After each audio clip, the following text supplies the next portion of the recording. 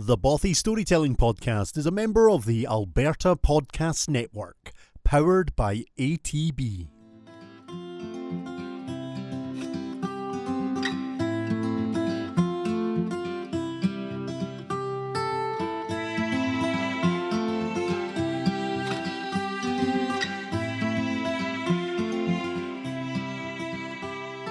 Welcome to the Bothy Storytelling Podcast. I'm your host, Calum Lykan, and today's podcast is a wee bit more about my adventures and travels, but it's one that I may have spoken about previously, and we might go into a bit more detail about my mysterious past. There's a complete lie, you know everything about me. But this one is all about a pirate's life. Yep, I'm going to talk about some pirates. I recently did a pirate event, so a few pirate stories and a wee bit of pirate history. And a wee bit about me, maybe, and my piratical history. But before we get into that, here's a wee word from one of our sponsors. Let's Do Coffee by the Moji Centre at NAIT. Hosted by Daniel Van Vielen and produced by the Moji Centre for New Venture and Student Entrepreneurship at NAIT. Each episode features an interview with a student entrepreneur or NAIT alumnus. They dive into topics that explore their challenges, questions and fears involved in operating their companies. It comes out every 2 weeks, and basically, if you are looking to find more information about it, find the show at nate.ca/Moji Centre. That's nate.ca/Moji Centre. Let's Do Coffee, a wonderful podcast hosted by Daniel Van Vielen. And it is produced by the Moji Centre for New Venture and Student Entrepreneurship at NAIT. Me hearties, a pirate's life for me. Well, anyone who's listened to any of my podcasts previously, especially some of the introduction ones and the rambles, which is pretty much every podcast, knows about my pirate life. I love pirates. I fell in love with pirates in the history long before the Pirates of the Caribbean movies came out, I will add. I was watching, there's a wonderful movie back from the 80s or 90s called Pirates. I loved that. Of course, A Princess Bride. It's got pirates in it. The Dread Pirate Roberts. It's like they're everywhere. But pirates are a huge part of history. They're a huge part of culture. Scotland had pirates as well. So we've got a huge connection there. But me personally, I just was always drawn to the roguish skullduggery, the romanticised version, I'm not going to lie, folks, because that's what you hear about initially. You don't hear about the fact that they did despicable acts. You kind of hear this romanticised version. And then, of course, the Pirates of the Caribbean came out, and Johnny Depp with, where's all the rum gone and stuff. I can't even do the accent. I used to be able to do the accent. It's been that long since I've watched them that I can't even pretend to attempt a really bad Johnny Depp accent about the rum. But pirates are a huge thing, and as I say, they influence my life because, as I mentioned in one of my earlier podcasts, I ended up living almost as a pirate for 5 years, not on the open sea. Don't take that for a minute. And I wasn't robbing people or raping and pillaging because that's inappropriate behaviour in this modern time. I was dressed as a pirate while running a shop and doing the whole piratey thing. Influenced by a good friend who also dressed as a pirate, and we stoated about Edinburgh as pirates for many years. But it was kind of weird because it was a fun time and it was an amazing time, but I kind of just got into this whole pirate thing, and I'm not going to lie, the Pirates of the Caribbean totally influenced it. We all did the Johnny Depp rum thing, and we did those weird hand gestures thinking we were really cool and twiddling our moustaches, and I look back on it and go, oh my God. Did I really do all that? But hey, it was fun. Don't get me wrong, loved it at the time. Probably because I was in quite an alcoholic stupor for most of it. Because, yes, guess what? I started drinking rum. And I had a principle, ladies and gents. I would drink double rums and ginger beer because the ginger beer actually helped with hangovers. It meant you didn't get them. But I would always ask for 2 bits of lime in my rum because that was my way of fighting scurvy. My diet was horrendous. I was drinking and eating crap food, so the only fruit intake that I actually got was the squeezed lime in my rum. Yeah, I am so surprised. I am still here at times. The stupidity that I have done in my life, I don't know how I got away with it. But dressing as a pirate and walking about had its plus sides and its downsides. For the shop, it created this wonderful piratical theme, which meant people were coming in, they were having fun, we were entertaining them. Out and about, it kind of meant that people kind of saw these oddities walking about and kind of really wanted to connect with us. We sadly started to create a whole army of pirates. There were so many people dressing as pirates in Edinburgh at one point. It was kind of worrying and meant it became less of a unique thing. But for myself and the other guy that ran the shop, I'll keep his name out of it just for privacy reasons. We basically walked about and we got into some of the most expensive places and nightclubs. They would see these two guys with tricorns and breeches and pirate boots and belts and scarves and earrings dangling off us. And they would just let us in because we were kind of unique and fun and we'd create an energy in the place. So it was wonderful. But at no point did I ever set foot on a boat. That's the best bit. I am the most landlocked pirate to ever exist. Yeah, I know. But it was good fun and it kind of progressed in things like I've got tattoos of pirates on my body now because I've got a skull and crossbones called Bob on my chest. Yeah, I called it Bob. Don't know why, it just came to me one day. And on my leg, I have my completely unfinished piratical scene, which has a mermaid and has a beautiful pirate woman on the back, treasure chest, the beautiful expression, the classy expression, folks. Yeah, I'm sorry. Shake your booty with a treasure chest. Yeah, I'm sorry. Some of you are now shaking your head and stopping this podcast because you're just starting to see the true side of the idiocy that I used to be. I have a pirate ship and there's lots of fun stuff there, but it's unfinished and that's the worst bit. I wish I'd got this leg piece finished. A full kind of knee to shin leg piece. It was supposed to have a big dragon on it, with a here be dragons, a kind of sea map, pirate fish and all that. And I never got it finished properly. But living as a pirate, in this very loose definition, was great fun. And I just had excellent fun and met wonderful people and did stupid things and got into trouble. And unfortunately, as a result, I ended up having this reputation that I didn't even deserve. Like anything that happened was my fault because I was a pirate. Some guy's girlfriend dumped him. It was my fault. Because I was a pirate and there was one incident I was like, I don't even know your girlfriend. This guy tried to get in a fight with me because his girlfriend had dumped him and he thought it was because of me. And I was like, I don't even know you or your girlfriend. But so there was this just weirdness that happened with being a pirate. But it also led to the passion of researching and studying pirates and falling in love with the actual history of them. I will say one thing about the Pirates of the Caribbean. It reintroduced generations to this gorgeous nautical history. I ended up reading up on guys like, Calico Jack, Anne Bonny, Mary Ann Steed, Edward Thatch or Teach, or as you guys might know him, Blackbeard, Black Bart. There were so many wonderful kind of historical guys out there and so many interesting stories. But then you start to realise that, because the myth would be that the pirates just happened in that kind of Caribbean, the French, the Dutch, the English. But then you start to read and they're all over the world. So you start to get this beautiful picture of all these amazing characters. Some of them so wonderful and entertaining. Some of them deadly and dangerous and just terrifying. But I loved the history of pirates. Edward Thatch or Teach, or whatever his name was, because nobody knows. Of course, being one of your favourites, here's Blackbeard, this mysterious figure that nobody knows anything about. His history is pretty much unknown. He seemed to be fairly educated. He knew how to read maps, so he wasn't just your average guy. There was more to him.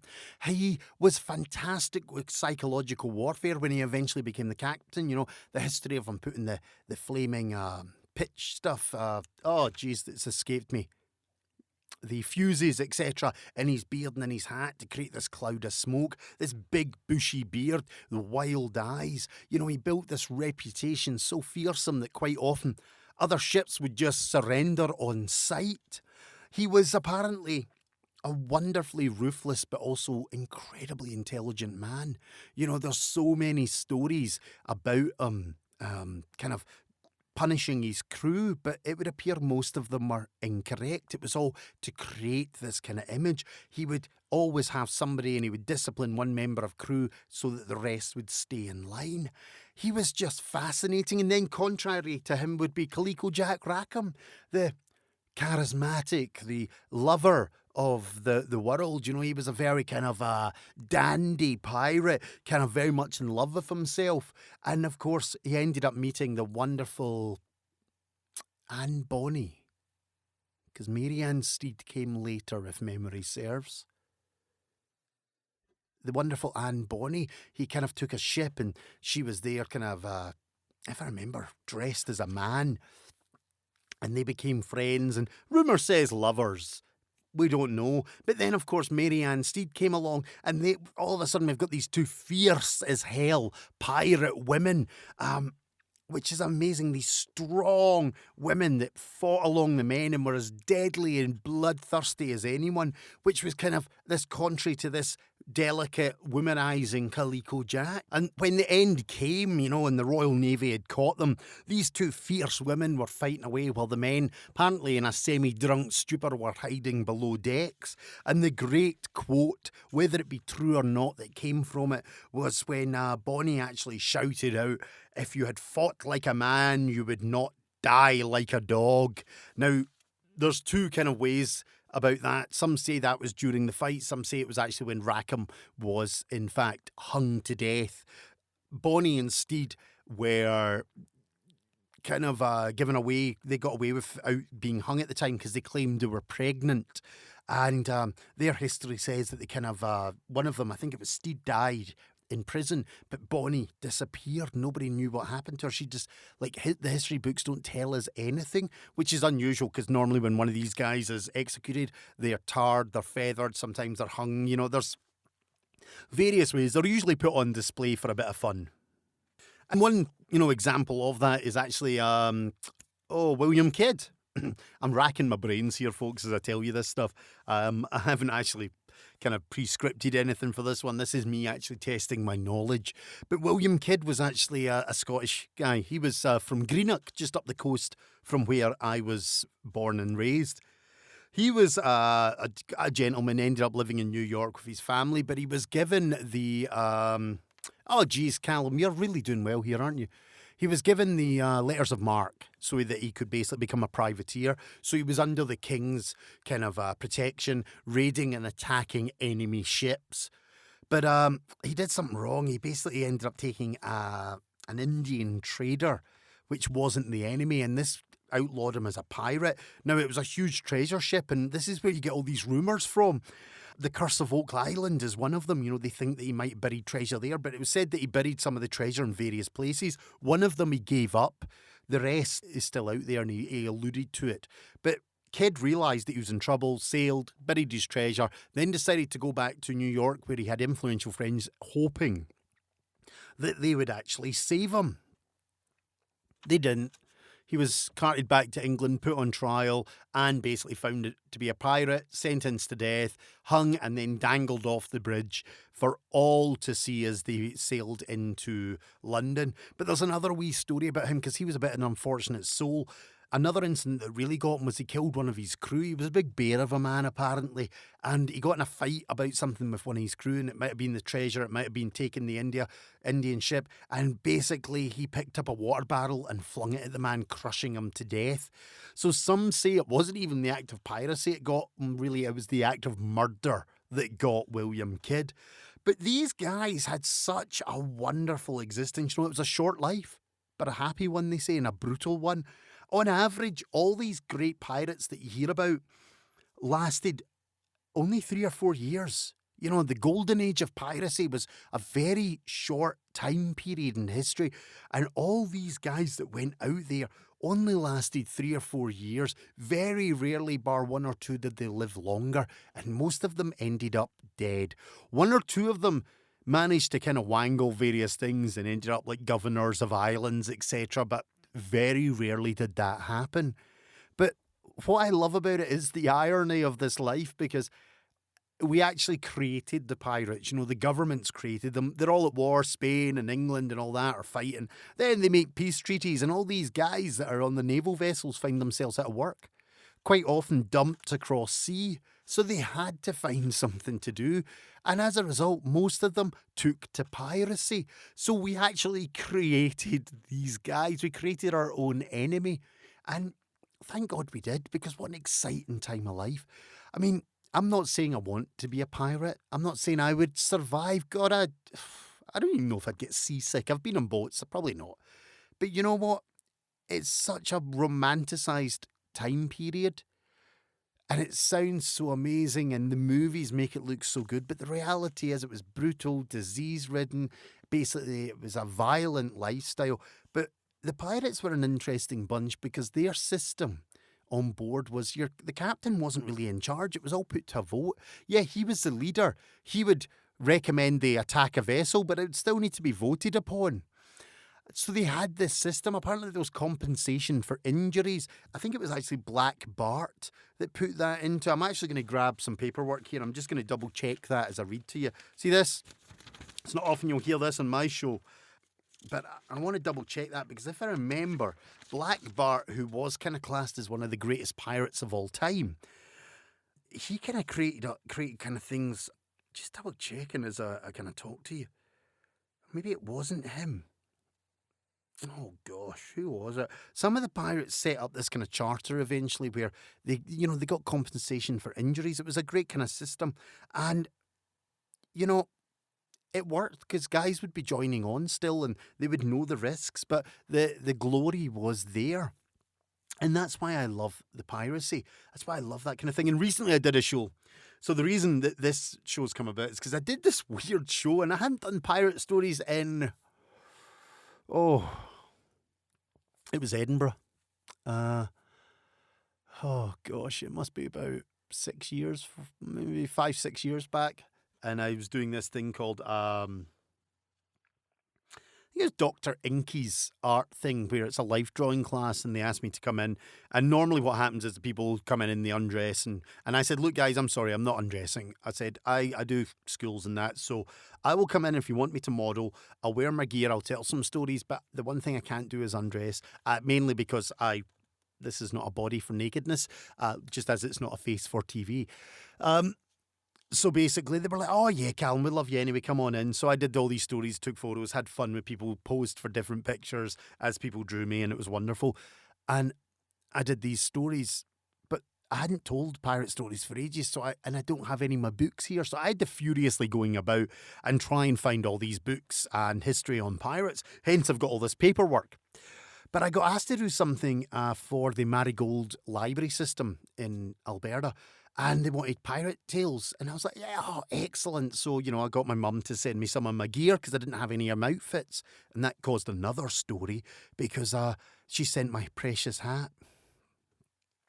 There's a guy that makes custom pirate hats. I think he's in America. Captain Jack's Hats, he's called. If he's still in existence and you're looking for a really good reenactment hat made traditionally, Captain Jack's Hats, I would go for them. Oh my God. I got this one that was called the Blackbeard. I loved it. Oh, I really should have got the Barbarossa though, because they actually replicated some from the movies. But the Blackbeard is a very simple felt tricorn, tarred. It's quite raven-peaked, would be how I'd describe it. So the front's kind of pushed together and quite kind of pointy, and I just love it. It's my favourite hat ever. My mum found it and said, I'm going to ship it for you. She did, with a few scarves and bandanas and things, and it went missing in the post. And my sadness, this hat cost a couple of £100. It wasn't a cheap hat. I don't know what that is in dollars and all that. Just work it out yourselves. But this was not a cheap hat, and it got sent through the post and it vanished. And I was so sad. My partner, I tried to hide it from her, but she knew. She knows these things. She knows when I'm sad. But there is some good news. It eventually came. Oh my God, it came. After about a month and a half of it vanished, it was so late, and eventually it arrived, and I was so happy, but it arrived after the event. Yeah. So I had to borrow some off my good friend who's got a great pirate collection because he did reenactment over here. Landlocked province doing pirates. I know. I don't get it. But no, I loved it. He borrowed me, let me borrow stuff off him, and I went and did this show, but it was the weirdest show ever because, hey, guys, I'm used to having an audience of 5, 10, 15, 50, 100, 1,000. I've done huge and small. This was a video broadcast to all the library system. So I chose to do it from Cochrane because they're my great friends up there. I love Cochrane Library. I go and do events for them all the time. So I went, and there I am standing in front of this monitor, seeing myself. It's being videoed and broadcast live. I had 2 or 3 people in the audience.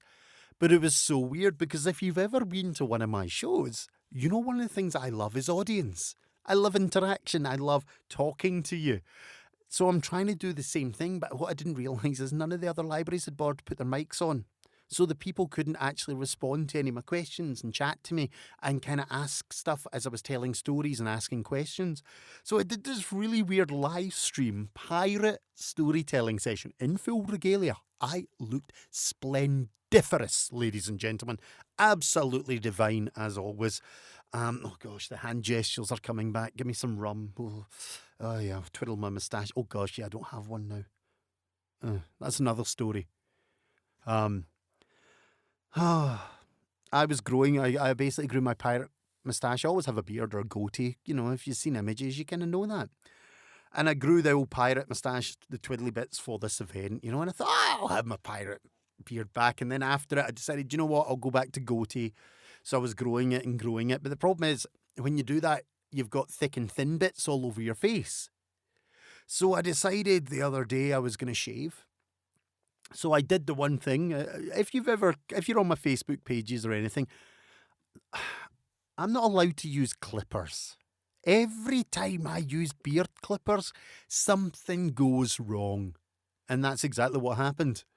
I basically was clipping away and I kind of shaved my head as I always do before I shave. And I started to clip my beard and I thought, right, what I'll do is I'll just kind of get it all, because I had kind of facial hair all over. I'll just take it all down to one length and then I'll remold it. I'll reshape it. I'll shave it into the goatee. I think I was going for a goatee properly, yeah. And so I took the beard clippers out, and I should know better because I always do it. So I'm clipping away, everything's going fine. Oh, that's a bit long still. I'll take it down, take it out. And I went in. I basically shaved off half my moustache. Like, not just a wee bit. I shaved it like a good inch into my upper lip. And I'm looking at myself in the mirror thinking, what the hell can I do to save this? And anyone that's smart enough historically out there knows there's really only one moustache. If you really are determined to hold on to a moustache, that you can do when you shave half your moustache off. And that's a certain gentleman who wore a moustache famously in history, and that moustache should never be worn by anyone. We all know who I'm talking about. I don't think do I need to mention names? Mr. Adolf? Yes, yeah. That's not a moustache that any man should ever wear. So I had to bite the bullet and do something that I haven't done in years. I shaved my top lip. I haven't seen this top lip since my late teens. We fell out, right? We always used to have arguments, me and my top lip. You know, he was trying to bully me into stuff. We basically had disagreements. And then one night we had a few beers too many and we said things we shouldn't have said. And that was it. I couldn't take any more. I banished my top lip and I grew my moustache and beard. And I haven't seen my top lip properly now since, well, I'm now coming on 42 in January. So let's just say at least 22 plus years, I have not seen my top lip. And as I talk to you, I have a beard, chin beard, and that is all. I had to shave my top lip. Now, my partner, she loves it. She is loving it. Apparently, I look about 10 years younger. I look like a baby in my mind. I look awful. But I am now bearded but top-lipped bald, and it feels weird. But because she likes it, I might just accommodate it and keep it bald. I don't know. I love having my goatee, but I also, you know what, you have to make a few compromises when you're in love and with somebody who's not necessarily, she hates facial hair. She has tolerated it with me because, you know, she wants to be with me, and I respect that. So I will make a few accommodations. You know, the old pirate in me is definitely gone. And there we go, a complete digression. So Rule number one, ladies and gentlemen, if you're ever using beard clippers and you want to be a pirate, don't. It messes things up. Really does. Screws it up. And also, if you ever see me on a post in any of my social media saying, hey, I'm going for a shave, please shout at me furiously and say, Calum, do not use the beard clippers. So that's it. Pirates, beard clipping, it's all there. But I love being a pirate. I love having fun. You know, as I say, I've covered myself in pirate tattoos and weird and wonderful stuff. I've got gear. I've got the bucket boots. Some of the events, I'll probably get the pirate gear on for some of these medieval fairs that I do because it's so much fun. And I'll need to research some more pirate stories because I just love the pirate history. But the problem is all my books are in Scotland, as I've said. But speaking of books and stories, let's have a couple of pirate stories, maybe just silly ones, not full-length ones. We'll maybe just have a couple of silly wee anecdotal ones, just kind of keep in the mood of this silly fun podcast. Just a couple of silly wee pirate stories, I think. And one of the ones that I remember telling at this event was about Captain Daniel and the priest. Now, buccaneers were by nature a lawless and mostly godless breed. Religion had little place aboard a pirate ship, although there were occasions when a captain might sometimes feel the need to communicate with the Almighty. There is a great wee story about a Captain Daniel. He was a Frenchman. As I said, pirates came from all over, who found it necessary to call in at a small island in the Caribbean to stock up on food and drink. He met up with some of the frightened locals. He assured them, everyone was okay. They meant no harm and would in fact pay for anything that his men took. But it just so happened that there was a priest on the island, and it occurred to Daniel that some religious instruction might be good for his crew. So he invited the priest to conduct a service aboard the ship while the required provisions were being sought. Now the terrified clergyman made a start, and though he was doing his best, he was constantly being interrupted by a coarse and vulgar member of the crew. Captain Daniel shouted at the man in equally coarse terms and instructed the sailor to shut up. The poor priest, by this time almost too nervous to carry on, tried again, but once more was interrupted by this foul-mouthed, drunken sailor. Captain Daniel shook his head in despair, drew his pistol and shot the man in the head. The priest almost fainted, but was reassured by the captain that everything would now be all right. "Don't worry, father," he said. "That fellow was a rogue who didn't know how to behave. I've punished him to teach him some manners." And I love that. Just a wee short story, but it just kind of shows me the way in life of the pirates. There was this discipline on board which you wouldn't expect, and a great example of that was Blackbeard, as I mentioned. He had a good friend on the ship or something along those lines. I can't remember the exact story, and basically he knew that the end was coming, so he shot him in the knee. And that forced the man off the deck, because within a couple of days, that was the end of Blackbeard. He was caught and put to death. The old story. They were caught, marooned, they fought. Blackbeard fought. He was stabbed 39 times, shot 18 times, blah, blah, blah. When he died, they beheaded him. His body was thrown off the boat and it swam 3 times withershing around the boat before sinking into the sea. All these lovely myths and legends. But another wee story that I really love is about Captain Bartholomew Roberts, Black Bart. And it's more of one of those silly wee jokes. And it's all about Bartholomew Roberts and the unfortunate sea cook. Now, one of the things about Captain Bart historically was he always liked to recruit his own crew. A lot of the captains just, they got someone to do it for them, but he liked to talk to everyone personally. So he was taking on extra crew for a voyage to West Africa. And as I say, he loved to recruit them personally. So he sat on a small desk at the quayside of Port Royal in Jamaica. He was questioning a 50-year-old sea cook who had a wooden leg, an eye patch, and a hook at the end of his left arm. So, of course, there's Roberts, curious about this old sea cook and all these injuries, "How did you lose your leg?" he asks. And of course the sea cook's like, "We were sailing round the Horn in a great swell and I fell overboard. A shark had at my leg before my mates hauled me out of the water. Oh, a sea. Oh, that's amazing, thinks Roberts. And what about, your hand? We was attacking a merchantman, pistols a-blazing, swords a-swinging, and blow me if one of my own didn't cut me, and off my hand went by accident.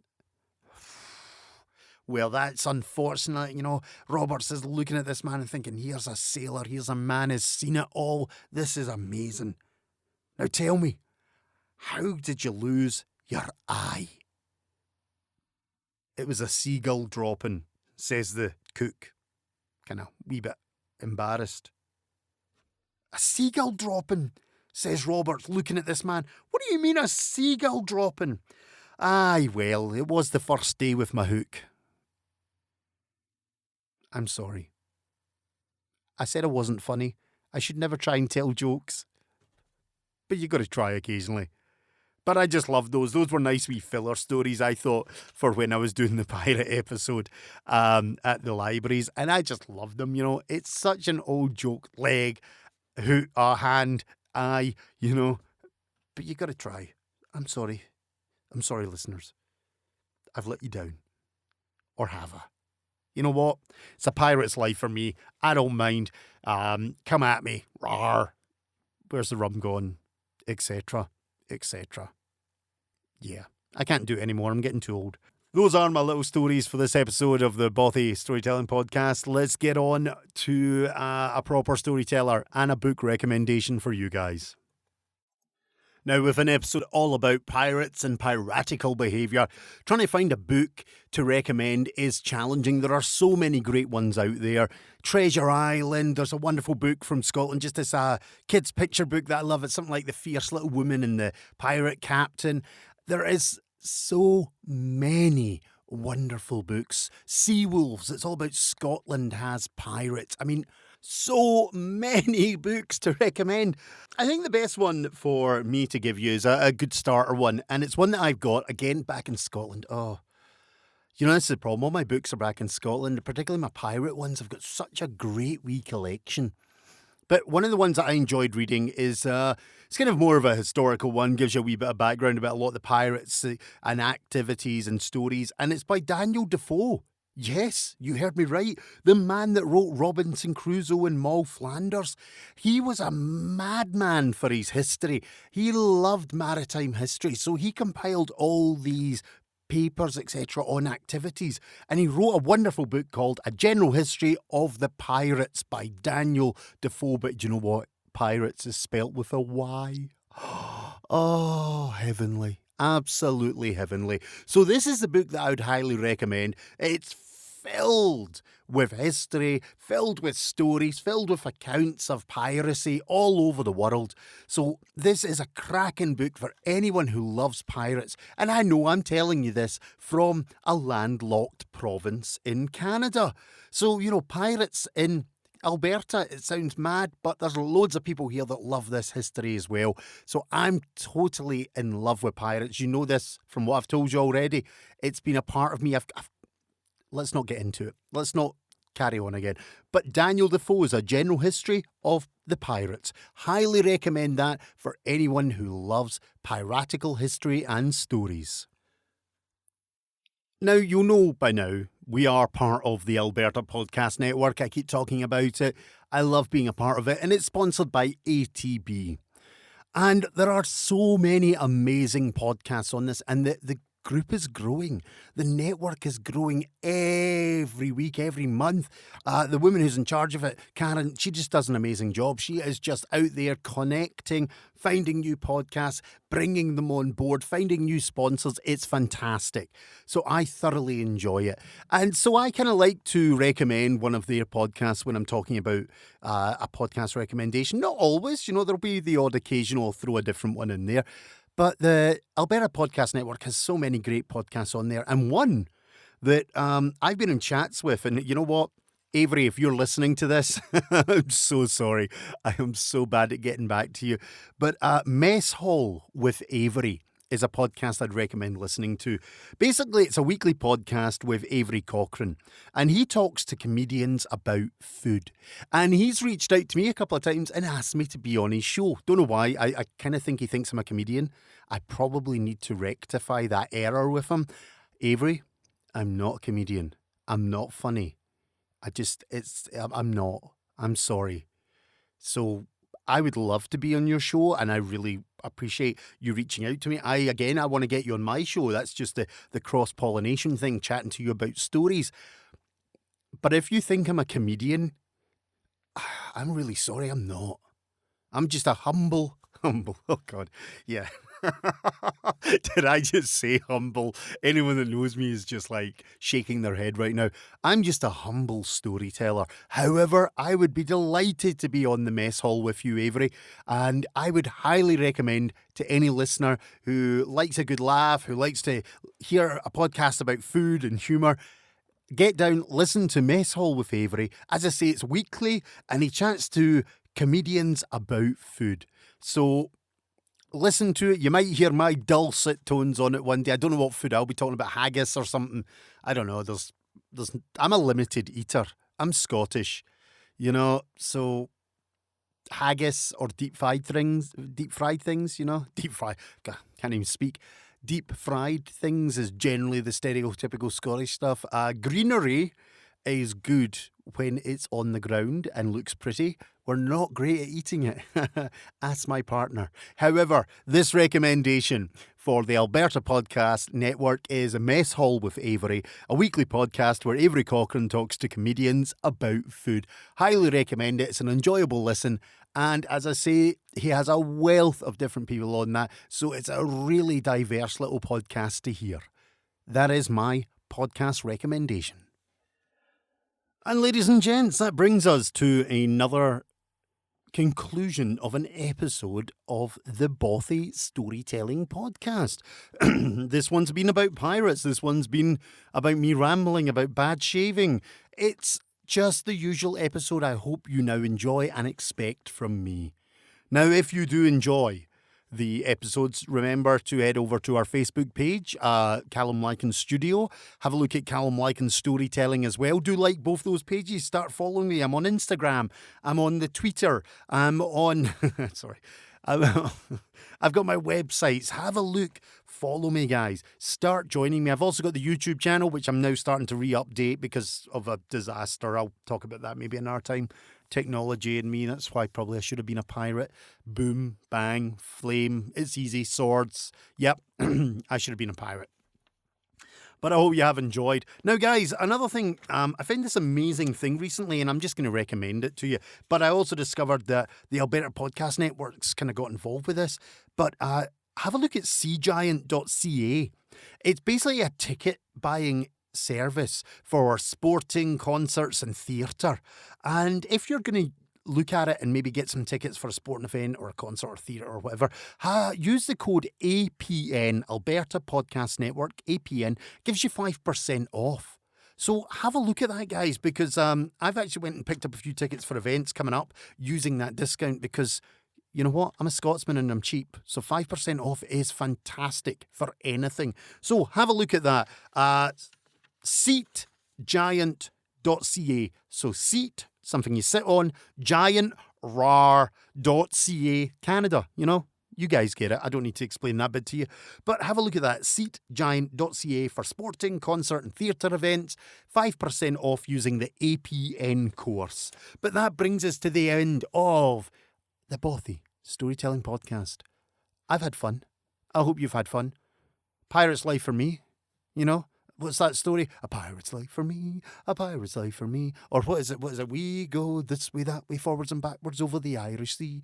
Oh, God, I remember having to do that song in schools and kindergartens, a bottle of rum to fill my tum, the pirate's life for me. Of course, you have to change the bottle of rum to a bottle of milk. That's certainly what I had to do. And of course, then it's when I was one, I had some fun the day away. I can't believe I'm trying to sing. I don't sing, folks. I'm really sorry. I've probably just put off all my listeners. You're probably vomiting in buckets now. This is atrocious. What am I doing? I need to stop now before I lose all my listeners. Ladies and gents, thanks for listening to the Bothy Storytelling Podcast, sponsored by the Alberta Podcast Network. Please have fun. I will speak to you soon. The next episode will be coming up shortly. I think I'm going to be talking about some wizards and witches, a wee bit of Harry Potter stuff, because I've been doing a lot of Harry Potter events as well. So have fun. I hope to hear, see, and listen to you all. That sounded weird. I got that wrong. Remember to reach out to me as well. I want to hear from you guys. So, Calum, Lykan, spoken word at gmail.com. Reach out, get on with some of those Facebook pages, ask me questions. If you want a subject, if you want to hear something on the podcast, kind of basically ask. I was speaking to a lady recently. She was like, do you cover all this Scottish history on your podcast? And I'm like, no, I ramble. So I might do a big Scottish history one. There's been so much Scottish history coming out. Anyway, folks, I'll speak to you all next time on the Bothy Storytelling Podcast.